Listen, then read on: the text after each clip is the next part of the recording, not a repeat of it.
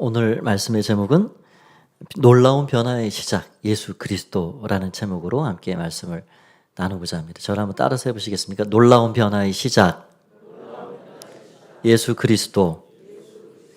아멘. 갈릴리 가나라는 작은 마을이 있었습니다. 거기서 혼인잔치가 벌어졌는데요.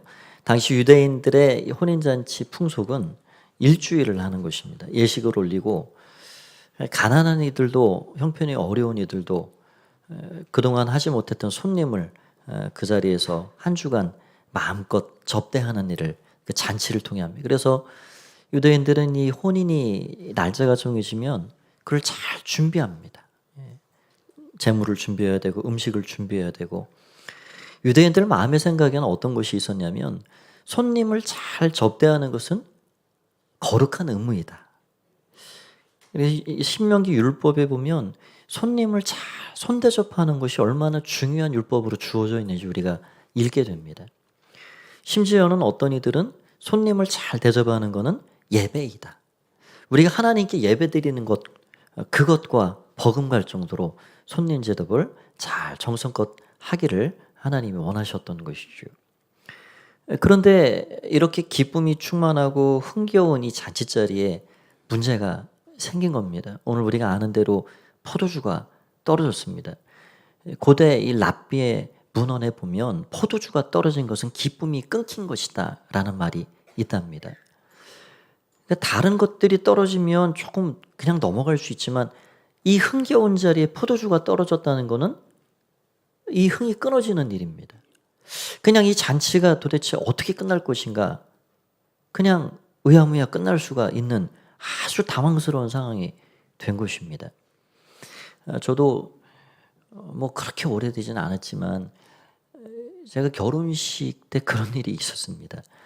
저는 충청도에 고향이 있어서 전도사 생활을 했던 그 교회에서, 그 충청도에는 거의 국수 끝 무렵이었던 것 같아요. 저희 교회에서 권사님들이 전도사 결혼한다고, 우리 전도사님 결혼하는데 우리가 해드리겠습니다. 그래서 상을 다 이렇게 차려주시고 국수를 해주셨는데 예상보다 인원이 많이 오셔가지고 국수가 떨어졌어요. 늦게도 뭐 이렇게 멀리서도 오고 하는 분들이 계신데 음식이 떨어지니 얼마나 죄송하고 얼마나 난감한지, 그 어떻게 대처가 잘 안 되더라고요. 가까운 식당에 가서 드시도록. 그게 참 손님을 맞이하는 입장에서 보면 이 가나 혼인잔치에 포도주가 떨어졌다는 것이 얼마나 참 절박한 상황인가 하는 것을 생각하게 됩니다. 이러한 위기의 상황, 두고두고 사람들의 입에서 손님 청해놓고 이게 뭐야? 라는 핀잔을 들을 만한 상황, 그러한 상황에 예수님께서 어떤 일을 그 가정에 행해 주셨는지 오늘 그 에피소드의 이야기가 본문 안에 기록이 되어 있습니다. 여기서 우리가 먼저 생각할 거는 첫 번째로 이 세상은 혼인 잔치집과 같다라는 것입니다. 잔치가 열리는 그 순간 얼마나 기쁘고 흥이 납니까? 기쁘게 시작했을 것입니다. 사람들 막 몰려들지요.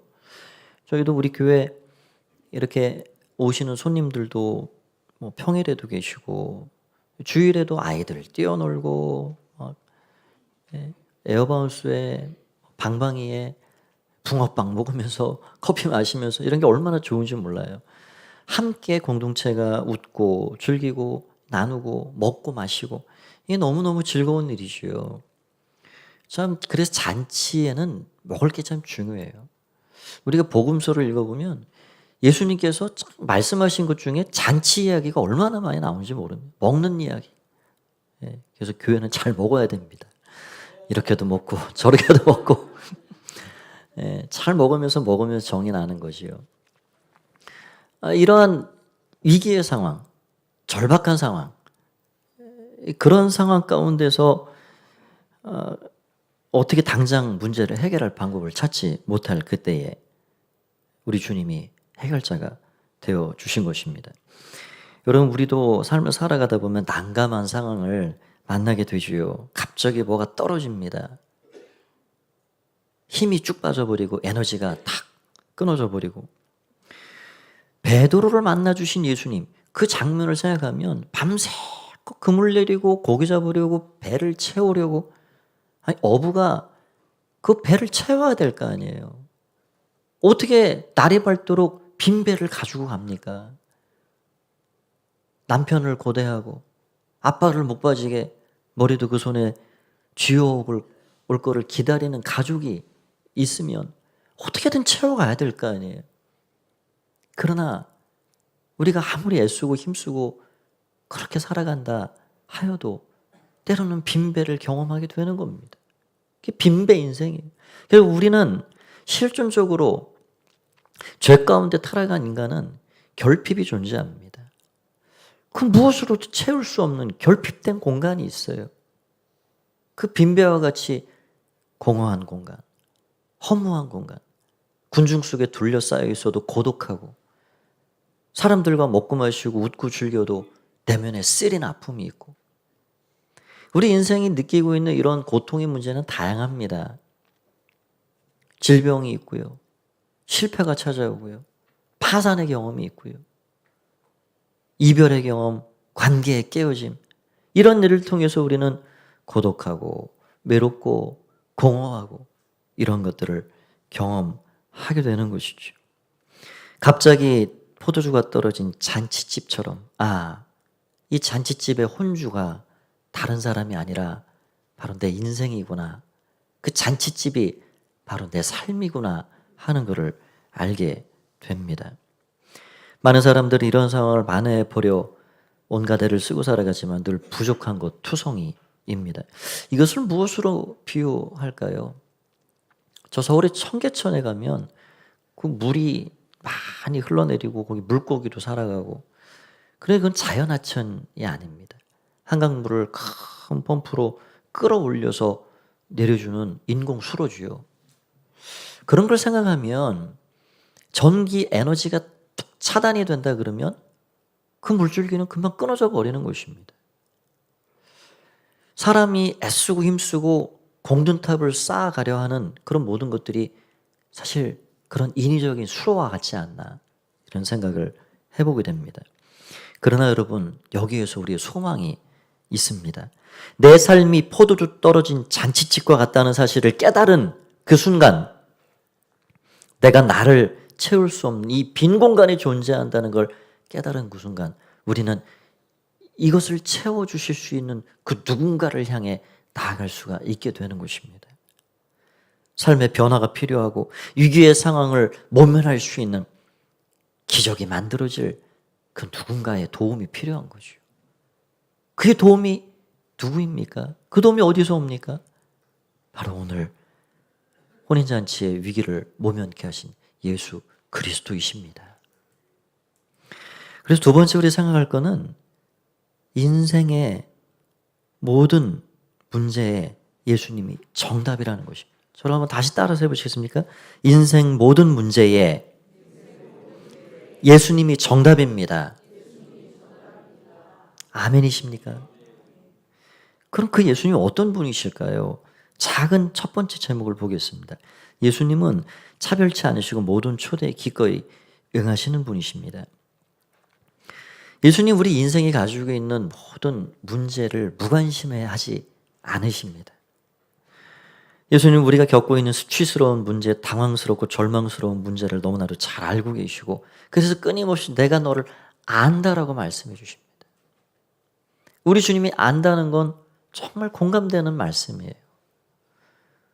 우리가 하나같이 이 연약한 육신을 입으셨기 때문에 배고픔도 굶주림도 낮의 더위도 밤의 추위도 관계의 어려움도 적대자들의 그런 오해와 미움도 너무너무 잘 알고 계신 분이세요. 그 주님이 우리를 안다 말씀하시면 정말 나를 아시는구나, 공감이 되는 거예요. 누구든 포도주 떨어진 절망스러운 상황을 만날 때마다 그래서 우리는 우리를 잘 아시는 그 주님을 초대할 수 있습니다. 예수님은 누가 초대하든지 다 그 초대의 자리에 응해 주십니다. 우리가 성경을 읽다 보면 참 예수님의 가지고 계신 그 성품, 그분의 삶의 모습 너무너무 매력적이에요. 우리가 예수님이 하나님의 아들이라는 사실을 잠깐 내려놓고라도 그냥 예수님의 삶에서 드러나는 그런 모습들은 정말 매력적이에요. 그분이 만난 모든 사람들 한번 보십시오.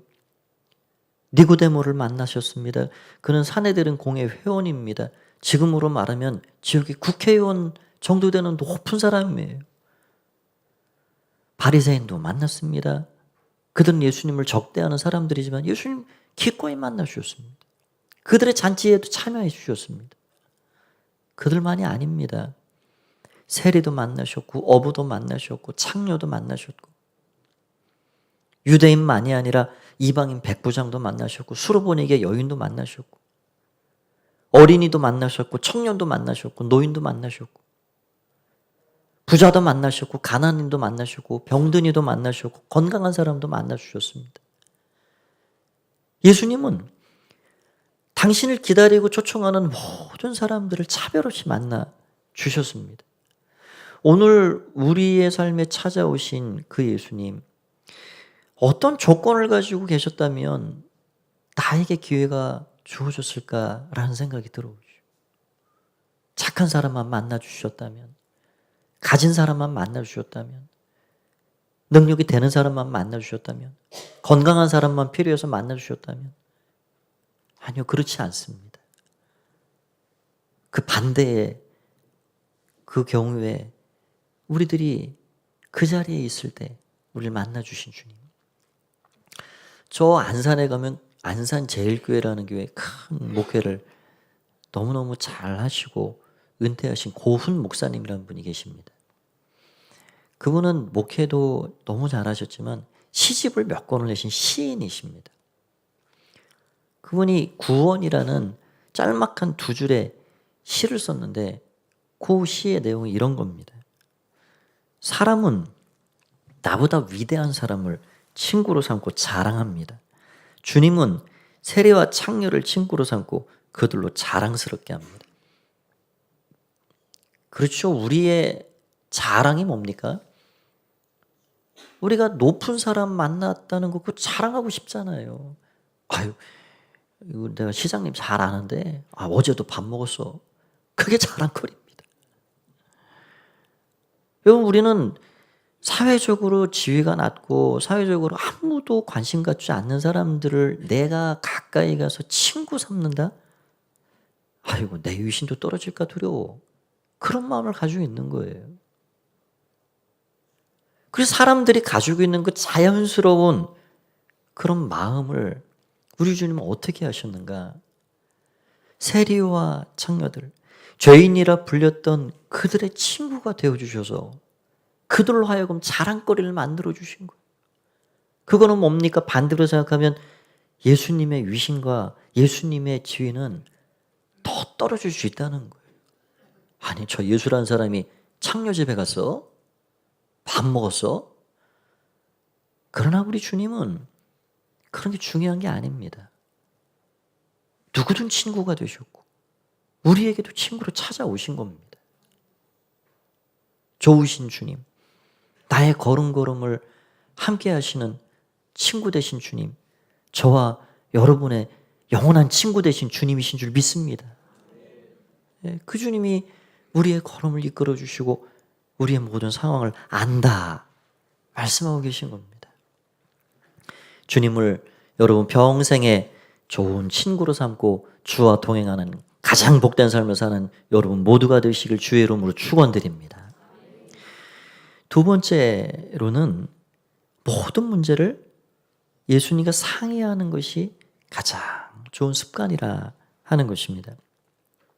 마리아는 지금 포도주가 떨어진 이 절망스럽고 참 수치스럽고 사람들의 입에 오르락 내릴 만한 이러한 위기의 상황에 연회장에게 이것을 가지고 나가지 않았습니다.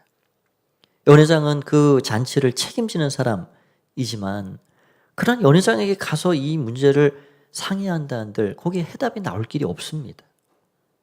그래서 마리아는 예수님에게 이것을 말씀드렸습니다. 3절의 말씀을 보면 그렇게 되어 있습니다. 포도주가 떨어진다라. 예수의 어머니가 예수께에게 이르되 저들에게 포도주가 없다 하니. 이것이야말로 가장 진실하고 깊은 기도라 생각합니다. 여러분, 기도가 무엇일까요? 하나님 이거 해주세요. 이대로 해주세요. 하나님께 명령하고 하나님을 조종하든 말씀드리는 게 기도가 아닙니다. 우리의 기도는 내가 처한 그 상황을 있는 그대로 말씀드리는 게 기도입니다. 나사로 가정에 큰 슬픔이 찾아왔습니다. 마르다 마리아의 오빠가 되는 나사로가 병들어 죽게 생긴 것입니다. 그때 나사로를 사랑하시는 예수님께 사람을 보내서 이렇게 말했습니다. 요한복음 11장 3절. 이에 그 누이들이 예수께 사람을 보내어 이르되 주여 보시옵소서 사랑하는 자가 병들었나이다. 우리의 기도는 이런 고백입니다. 뭐 다른 얘기하지 않죠. 빨리 와주세요. 고쳐주세요. 거기 그런 게 별로 없어요. 병들었습니다. 주님 아시잖아요. 우리도 그렇게 말씀드릴 수 있습니다. 주님, 저 많이 괴롭습니다. 예수님, 제 남편이 정말 미워요. 주님, 제가 몸이 너무 아파요. 주님, 저 사람 관계가 너무 힘들어요. 우리의 있는 상황, 있는 모습 그대로를 주님께 깊이 고백드리는 거예요. 여러분, 누가 그렇게 기도할 수 있습니까? 주님을 신뢰하고 믿는 사람이 그렇게 기도할 수 있습니다. 믿음이라는 건 그냥 턱 맡기고 기대고 의지하는 게 바로 믿음입니다. 그냥 어려워하지 않고 턱 맡기는 거예요. 맡기면은 책임지시고 맡아주시는 분이 그 모든 것을 이끌어 가실 줄 알고 맡기는 거예요. 그 주님께서 우리의 삶에 가까이 내 삶 중심에 찾아와 나의 삶의 주관자가 되기를 원하신다는 겁니다. 요한계시록 3장 20절 말씀, 우리가 잘 아는 말씀이시요. 우리 같이 한번 읽어보겠습니다. 시작. 볼지어다 내가 문 밖에 서서 두드리노니 누구든지 내 음성을 듣고 문을 열면 내가 그에게로 돌아가 그와 더불어 먹고 그는 나와 더불어 먹으리라. 우리 주님께서 우리의 삶 중심에 깊이 좌정하셔서 들어와 주시길 원하시는데 어떤 사람들은 되게 참 주저합니다. 뜸을 들이고요. 열까 말까 그러다가 빼꼼히 문을 열면 그 작은 틈이 우리 주님은 기쁘셔서 그 틈을 삐집고 들어오시는 거예요. 왜 그렇게 하실까요? 우리가 주님을 모셔드리기를 원하는 소원보다 주님이 우리와 함께 하고자 하는 소원이 더 크시기 때문에 그렇습니다. 우리가 주님께로부터 구원받기를 원하는 소원보다 우리를 구원하시기를 기뻐하시는 주님의 열망과 소원이 더 크기 때문에 그렇습니다. 우리가 하나님을 사랑하는 마음보다 우리를 사랑하시는 그 하나님의 마음이 더 크시기 때문에 내가 문을 열면 내가 너에게로 들어갈게. 그리고 내가 너와 함께 먹고 마셔줄게. 먹고 마신다라는 것은 한 상에 둘러앉은 가족이 되어주시겠다라는 겁니다. 가족은 아픔을 함께하고 기쁨을 함께하고 연약한 단점들이 흠이 되지 않는 것이 가족입니다. 내 미래가 내 부모님의 미래요. 내 아픔이 부모님의 아픔이 되는 것이 가족입니다. 우리가 마음의 문을 열고 주님 오십시오. 제 인생이 지금 빈배와 같고요. 제 인생이 지금 열심히 살아 달려 여기까지 왔지만 포도주 떨어진 잔치집과 같이 몸둘 바를 모르겠습니다. 주님, 제 마음이 지금 공허합니다. 저에게 찾아와 주십시오. 그렇게 마음을 열고 주님을 모셔드리는 겁니다.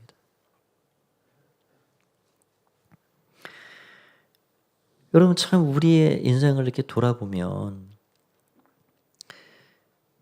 참 그런 것들을 많이 가지고 살아갑니다. 그럴 때마다 주님 앞에 상의 드리고 주께 나아가고 맡아주시는 그분의 은혜를 의지하며 나아가시는 여러분들 다 되시길 바랍니다. 우리 주님께 모든 것 맡기면 우리 마음을 주님께서 편안하게 해주시고 자유와 평안을 주십니다. 우리가 요즘 계속해서 사무엘상 말씀을 큐티 본문으로 보고 있는데요. 거기에 나오는 다윗, 얼마나 긴 터널을 이제 막 들어서고 있는지, 사울의 칼을 피해 이곳저곳으로 망명 생활을 하는 그 다윗, 순간순간을 살아갑니다. 하루하루를 살아갑니다. 그래서 그는 기도합니다. 또 묻고 기도하고, 나는 갈 길 모르니 주여 나를 인도하소서. 나를 가르쳐 주십시오. 계속 주의 인도하심을 구하며 주님께 자신의 인생을 상의합니다. 맡겨드립니다.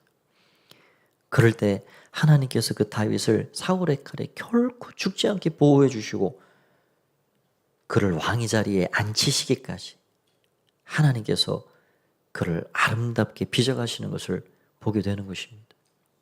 그의 고백이 무엇입니까? 그런 위험한 위기 가운데에서 마치 포도주 떨어진 잔치집과 같이 절망스러운 상황 가운데에서 그가 만난 하나님을 어떻게 고백하고 있습니까? 그의 고백을 보면 여호와는 나의 구원이시오, 나의 피할 바위시오, 나의 산성이시오, 나의 요새시오, 나의 의지할 바위시오, 나의 구원이시로다. 그런 고백을 거기서 다윗이 하고 있는 거예요. 얼마나 그 하나님이 자신의 삶에 깊이 역사하고 계신지 그가 깨닫고 그런 고백을 드리고 있는 것입니다. 그게 믿음의 사람들에게 주어진 은혜요 특권입니다. 기도하고 맡기면 마음이 가벼워져요. 있는 그대로 말씀드리면 우리 마음에 미움이 사그러져 버립니다. 인생의 짐을 주님의 십자가 그 주님께 내어드리면 우리 마음에 어느새 평안이 찾아옵니다. 그런 놀라운 은혜를 날마다 맛보고 경험하며 간증 있는 삶을 살아가는 여러분 다 되시길 바랍니다. 기도는 우리가 허공에 대고 하는 것이 아닙니다. 기도는 들으시는 우리 주님께 드리는 것입니다. 마음 깊은 것을 고백하고 들으시는 그 주님의 은혜를 통하여서 날마다 내면의 변화를 경험하고 그 은혜를 맛보는 저와 여러분이 다 되시기를 주의 이름으로 축원드립니다. 마지막 세 번째는 예수님이 하시면 변화된다 하는 것입니다. 어머니 마리아는 하인들에게 예수님께서 무엇을 말씀하든지 그대로 하라라고 명했습니다. 당시 유대인들이 손님이 올 때 정결례로 쓴 물을 떠놓은 항아리들이 있었는데 여기는 잔치 자리이기 때문에 많은 동네 사람들 아는 지인들이 찾아올 거기 때문에 항아리를 많이 준비해 놨습니다. 큰 항아리입니다. 예수님이 그 항아리에 사람들이 다 손 씻고 발 씻고 떠서 썼기 때문에 물이 다 떨어진 그 상태에 물을 갖다 채워라 그러셨어요. 아니 손 씻는 물을 왜 채워라 그러실까? 하인들은 그대로 순종했습니다. 아기까지 채워라, 아기까지 채웠습니다. 그리고 연회장에게 떠다 주라, 떠다 주었더니 그 물이 포도주가 되었습니다. 새롭게 창조된 것입니다. 여기서 우리가 좀 생각해 볼 게 있습니다. 이 정결례 물이라는 건 율법을 상징하시죠. 사람이 거룩해지려면, 의로워지려면 그 물에 반드시 손을 씻어야 됩니다. 더러운 발을 씻어야 됩니다. 그러나 우리 주님은 우리 그 물의 언약이 아닌 그분의 보혈로 새 언약을 우리에게 맺어주셨습니다. 십자가에서 흘린 그 뜨거운 사랑에 담긴 그 피로 우리의 모든 모든 죄를 씻어주시는 새 언약을 우리와 맺어주신 주님. 왜 항아리가 6개였을까요? 성경을 보면 7이라는 완전 숫자가 나오는데 율법은 불완전하다는 거예요. 아무리 너희가 행실로 의롭게 또 선한 일을 통해서 점수를 따고 그렇게 해서 구원의 자리에 이를 수 없다는 거예요. 여러분, 우리가 얼마나 착하게 살고 얼마나 의롭게 살아야 하나님이 인정하시는 의로운 사람이 될 수 있을까요? 우리는 그렇게 드러날 수 있는 사람들이 아닙니다. 우리는 결국 그래서 우리의 모든 죄짐을 담당하시고 우리의 죄를 다 대신해서 심판을 받으시고 천벌을 받으시고 우리의 의로움이 되신 예수님을 통해 의로워질 수 있는 것입니다. 그래서 그 예수님이 우리의 의로움이 되신다라는 증표로 인물을 포도주로 만들어 주시고 그 모든 변화를 일으켜 주신 것이죠. 우리 주님을 만나면 모든 게 변하고 모든 게 살아나고 모든 게 새로워지는 줄 믿습니다. 고린도서 5장 17절 말씀 이렇게 우리에게 선언하고 있지요. 그런 중 누구든지 그리스도 예수 안에 있으면 새로운 피조물이라 이전 것은 지나갔으니 보라 새 것이 되었도다. 할렐루야. New creation. 새로운 창조. 그 예수님을 만나면 물이 포도주가 되는 것처럼 맹물 같은 인생이 값진 값어치 나는 인생으로 변화되게 되어지고 옛사람의 죄악된 그 인생이 새로운 하나님의 피조물로 다시 살아나는 것입니다. 절망이 소망으로 바뀌고 저주가 축복으로 변화되고 값어치 없는 인생이 극상품 인생으로 변화되는 것, 그것이 바로 예수 그리스도를 만난 사람들이 경험하는 변화입니다. 여러분, 잘 가시는 식당이 있으시죠? 어느 날 근데 가보니 음식의 맛이 바뀌었다. 간혹 그런 걸 경험합니다. 맛이 예민하신 분들은 그런 일을 경험하죠. 음식의 맛이 갑자기 바뀌었다. 그런 일이 왜 일어날까요? 금방 알아채시죠. 주인이 바뀌었구나. 네. 주인이 바뀌면 똑같은 재료도 똑같이 요리를 해도 뭐가 맛이 좀 이상해요. 여러분, 하나님은 우리 인생을 세상 중에 살아가면서 맛도 냄새도 맹물 같은 인생으로 살아가지 않도록 하십니다. 우리를 정말 익어가고 많은 사람들을 즐겁게 해줄 수 있는 극상품 포도주와 같이 맛나는 인생으로 우리를 살기를 원하시는 거예요. 그렇게 되기를 원하십니까? 그러면 주인을 바꿔야 됩니다. 주인을 잘 모셔야 됩니다.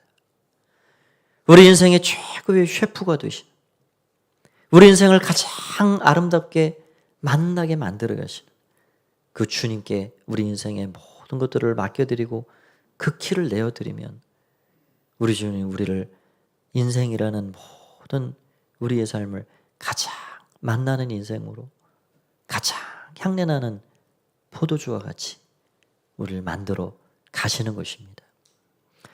18세기 영국에 에드워드 모터라는 사람이 있었습니다. 그는 37세까지 캐비넷 제조공이었는데 열등의식과 불평, 원망으로 가득 찬 삶을 소망 없이 살아가고 있었습니다. 그런데 어느 겨울 런던 거리를 걷는 중에 그 찬송 소리를 듣고 작은 예배당에 자기도 모르게 들어갔습니다. 앉아서 말씀을 듣는데 그날 설교를 하는 존 하야트라는 목사님이 요한복음 3장 말씀을 가지고 거듭남의 비밀을 말씀해 주고 있었어요. 사람이 하나님 나라에 들어가려면 어떻게 되어야 되는가? 물과 성령으로 거듭나야 들어갈 수 있다. 나도 예수님으로 거듭나야 되겠구나. 이 소망 없는 인생, 이 포도주 떨어진 것 같은 이러한 인생이 나도 다시 한번 예수님 통해서 새 사람 되고 싶다. 이런 열망을 통해 그가 그날 마음의 문을 열고 그 안으로 들어오기를 열망하신 주님을 모셔드렸습니다. 그리고 주님을 만난 인생이 된 거예요. 그리고 똑같은 환경에서 똑같은 망치질을 하고 일을 하는 이 모태의 삶이 바뀌게 됐습니다. 그의 고백을 한번 들어보십시오. 내 망치 소리는 이제 노래하기 시작했어요. 내 망치는 이제 춤을 춥니다. 그리고 내 눈동자에는 생기가 돌고 마음속에는 생수가 솟아납니다. 예수님께서 내 마음에 오셨기 때문입니다. 나는 거듭났어요.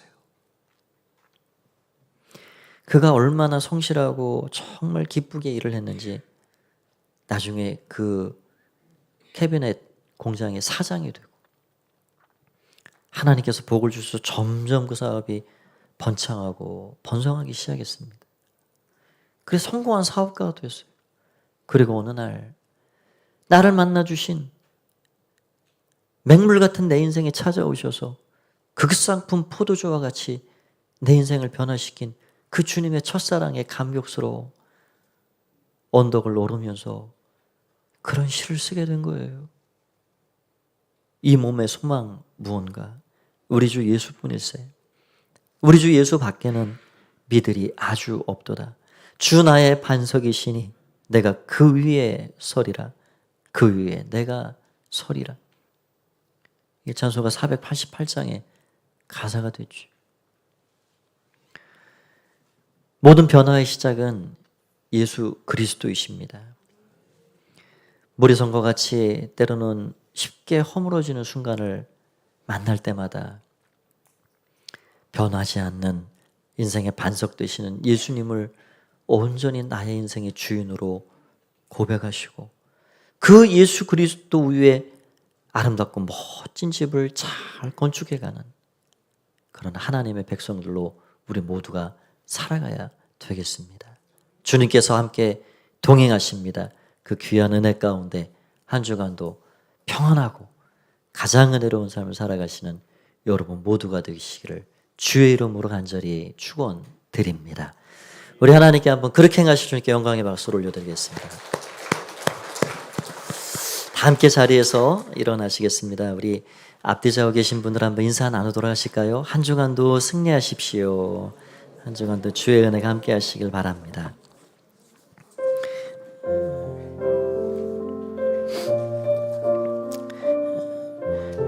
우리 에드워드 모트의 고백처럼 예수님이 나의 인생의 반석이 되십니다. 이 몸의 소망은 주님입니다. 고백하겠습니다. 이 몸의 소망 무언가 우리 주 예수뿐일세. 우리 주 예수밖에는 믿으리 아주 없도다. 주 나의 반석이시니 그 위에 내가 서리라. 그 위에 내가 서리라. 무섭게 바람 부는 밤 물결이 높이 설렐 때 우리 주 크신 은혜에 소망의 낯을 주리라. 주 나의 반석이시니 그 위에 내가 서리라. 그 위에 내가 서리라. 세상의 빛돈 모든 것 끊어질 그날 되어도 그 주의 언약 믿사와 내 소망 더욱 크리라. 그 나의 반석이시니 그 위에 내가 서리라. 그 위에 내가 서리라. 바라던 천국 앞에 배울 때 그 주의 의를 힘입어 보였지 앞에 서리라. 주 나의 반석이시니 그 위에 내가 서리라. 그 위에 내가 주 나의 반석 되시. 주 나의 반석이시니 그 위에 내가 서리라. 그 위에 내가 우리 두 손 들고 주 나의 반석이시니 그 위에 내가 서리라. 그 위에 내가 서리라.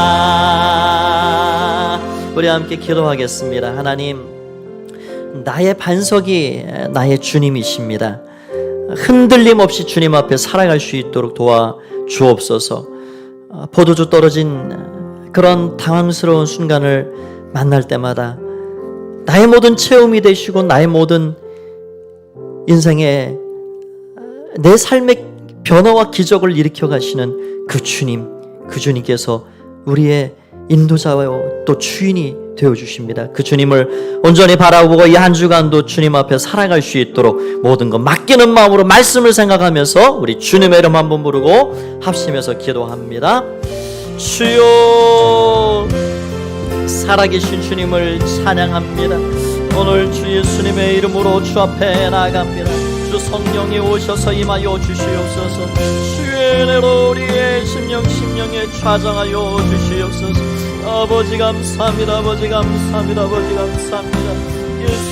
예수님, 오늘 우리 가운데 오셔서 일하여 주시는 주님을 찬양합니다.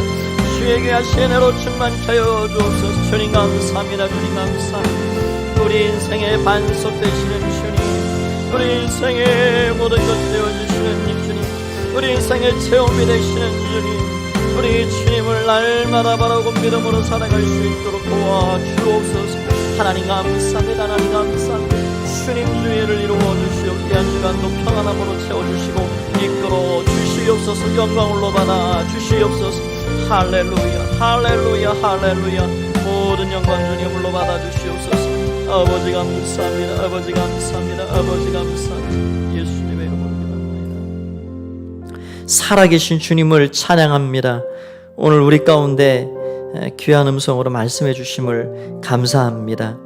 변화의 시작은 바로 예수 그리스도 우리 주님임을 오늘 고백하면서 우리의 삶을 가장 아름답고 멋지게 빚어가실 가장 만나는 인생으로 만들어 가실 주님을 마음에 모시고 또 삶의 자리로 돌아갑니다.